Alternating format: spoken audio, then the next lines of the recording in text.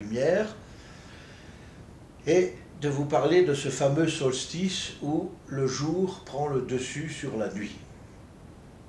Donc, à partir du 21 décembre, le soleil se lève et se couche à la même heure. Pendant 3 jours et 3 nuits, c'est une période de repos, d'entre-deux, c'est comme une mort intérieure. Dans toutes les mythologies, c'est la symbolique d'une mort et d'une renaissance.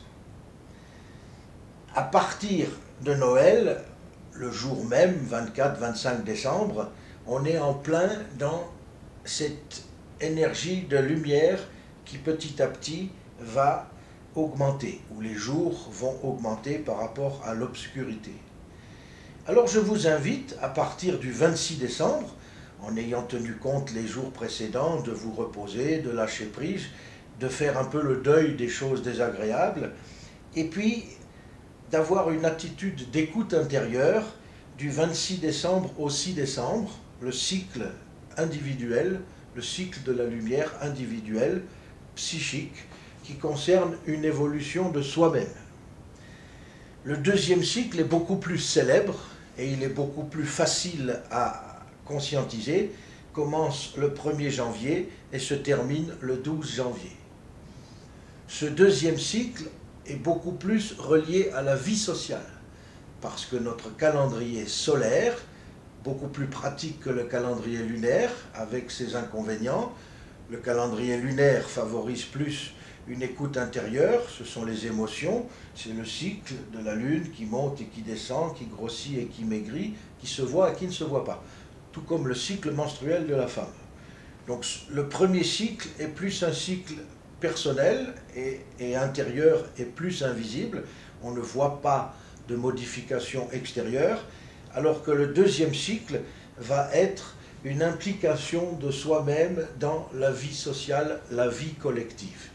Et la superposition de ces deux cycles, le premier commençant le 26 janvier, le 26 décembre pardon, et se terminant le 6 janvier, et le deuxième commençant le 1er janvier et se terminant le 12 janvier. Ce qui fait que la superposition de ces 2 fois 12 journées donne un cycle de 18 degrés. 18 degrés d'initiation. Donc, ce deuxième cycle, il est beaucoup plus facile parce que vous pouvez l'inscrire dans votre agenda et noter chaque journée ce que vous ressentez, ce que vous vivez, quelles sont les expériences que vous avez. Alors, je vous propose un petit résumé. Dans la première partie alchimique, si vous voulez l'associer au signe du zodiaque, eh bien, associez-le au niveau alchimique, en passant par le feu, l'eau, l'air et la terre.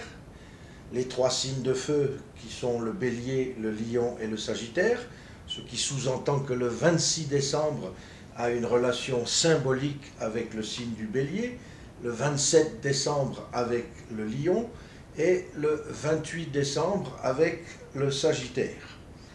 Ensuite viennent les 3 signes d'eau, que sont la tortue, le cancer, le scorpion et les poissons. Donc, suivant les jours, après le Sagittaire, 29, 30, 31. Cancer, scorpion, poisson. Ensuite viennent les 3 signes d'air, 1er janvier, 2 janvier, 3 janvier. Balance, Verseau, Gémeaux, toujours dans l'ordre alchimique. Et ensuite les 3 derniers signes de terre, que sont le Capricorne, le Taureau et la Vierge. Et ce cycle, donc, du 26 décembre au 6 janvier. Donc ce cycle est beaucoup plus personnel. C'est un effort sur soi-même pour améliorer son comportement, pour éviter de penser du mal des autres, d'être renfrogné, susceptible, vexé, c'est d'arriver à être plus attentif parce que personne ne peut être toute l'année en pleine forme, toute l'année positif et toute l'année stable et en confiance. Donc cette période d'hiver, c'est une condensation. La lumière vient petit à petit prendre le dessus.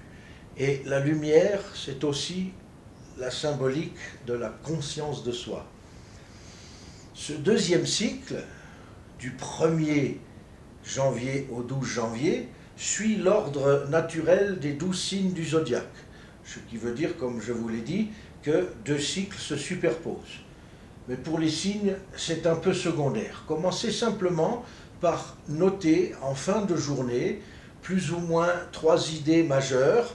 Dans quel état de santé, dans quel état je suis physiquement au cours de la journée, mes relations, mon état d'âme, comment je suis dans le dialogue avec les autres, et puis le but que je me donne chaque jour, que ce soit au niveau de mes activités professionnelles ou autres, mais si chaque jour j'ai un but, qui peut être une activité intellectuelle ou physique, et de noter en fin de journée ces aspects-là. Et la chose la plus difficile, mais qui est un merveilleux exercice, c'est de synthétiser la journée en trouvant un mot-clé, une idée majeure pour représenter 24 heures de ma vie qui vont symboliser une année d'évolution. Le cycle du 1er au 12 janvier, beaucoup plus facile à comprendre et à conscientiser, correspond aux 12 mois de l'année. Alors, beaucoup de gens trouvent que cela est complètement superficiel, mais le cerveau garde en mémoire les cycles et les expériences. Et parce que depuis plusieurs siècles, nous fonctionnons avec ce calendrier solaire, 1er janvier, 31 décembre, qui est fixe, notre cerveau petit à petit s'habitue à ce cycle. Et parce que les mois correspondants, 1 égale janvier, 2 égale février, 3 égale mars, 4 égale avril, etc. Et le 12 janvier, on est en janvier, on est dans le signe du Capricorne, mais parce que le cerveau associe les symboles, les nombres, le 12 janvier correspond au mois de décembre, le mois 12, le mois Sagittaire et Capricorne. Enfin, comme je l'ai dit, les signes, c'est un peu plus compliqué.